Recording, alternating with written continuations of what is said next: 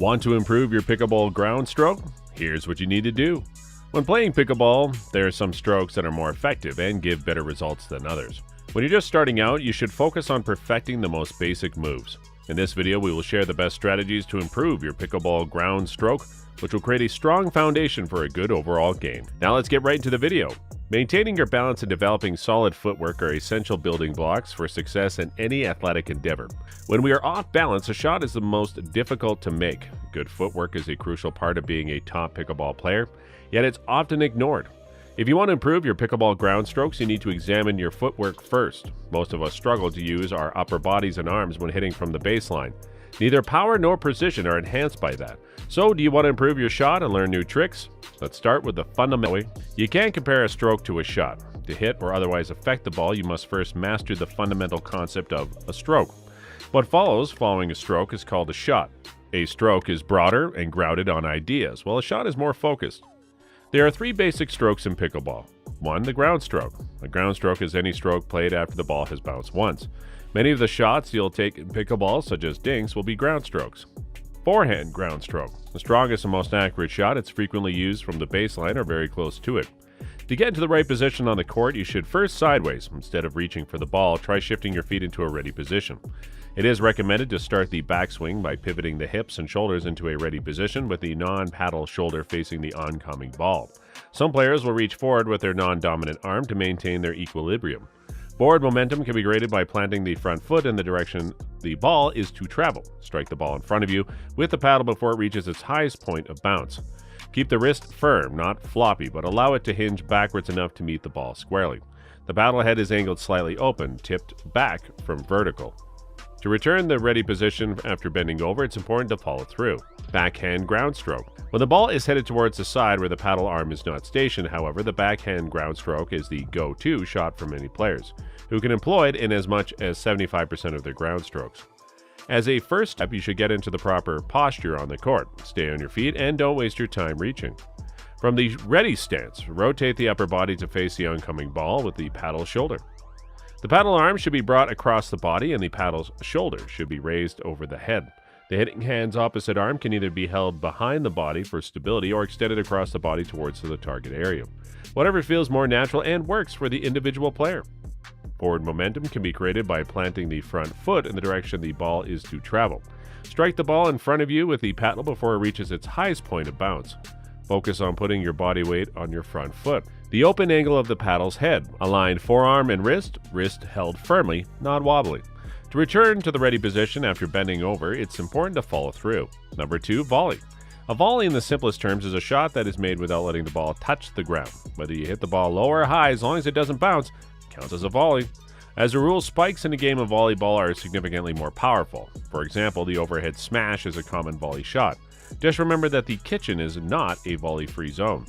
Number 3, dink. Dink is a special kind of ground stroke that is only used in close proximity to the net. Dinks are typically made in the kitchen, are extremely weak, and barely make it through the net. Throughout a pickleball match, you can use a wide variety of dink shots. Then, what is the proper technique for a dink stroke? Gently as one can manage. There's no force behind the dinking motion, but it is pinpoint accurate. You want to make it as gentle as possible so they can't hit back at you too strongly. In contrast, pinpoint accuracy is crucial. The whole point of a dink is to cause your opponent to make a mistake. So keep that in mind. Find out if your rival favors using their backhand or forehand. If you want to score a hit, you should aim for the side that is less sturdy. This calls for pinpoint accuracy.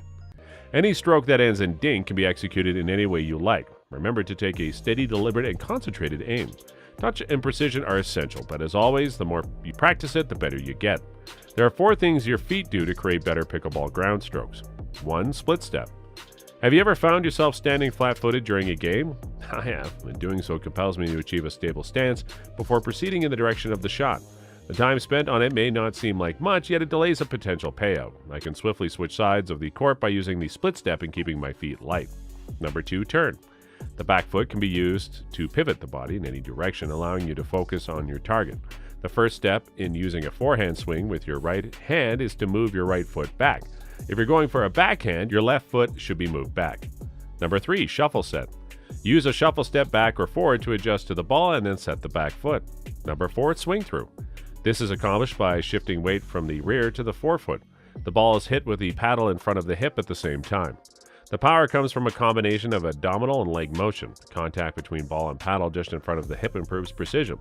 This action reduces the length of the arm swing, which helps prevent throwing errors. Loopy return. In my observation, many players favor lofted, arcing ground strokes. For a player who's unable to move about as freely, that could be an ideal method of serving back. An opponent in the non-volley zone can reach the ball before the serving team even has a chance to touch it if the ball is hit deep. But if this is unintentional or temporary, or if you simply want to improve your ground stroke, you should ask yourself the following 3 questions. Number 1, where are you standing? At what spot are you waiting to serve back? Too often I notice a player positioning himself dangerously near the baseline. By reversing course slightly, the player can then advance in the desired forward direction before making contact with the ball. To make a shot, you need to allow your body weight to shift into it.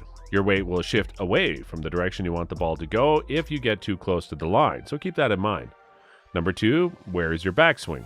Due to pickleball's diminutive size and shorter court, a full tennis backswing is unnecessary. An effective backswing in pickleball should not travel further than your back hip.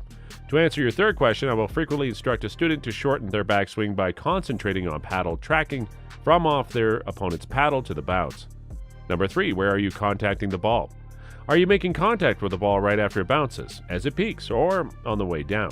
The sooner you seize the lead, the better, meaning immediately after it bounces. After bouncing, the ball loses speed as it rises and falls again. Taking the ball early allows you to gain more speed on it. Furthermore, the ball only needs to be nudged in the right direction to be returned much beyond the goal line, as the point of contact is lower. If you want to avoid overswinging, you can catch the ball in front of you by opening the paddle face, and then step into the ball by sliding forward in behind your shot. Proper ground stroke technique.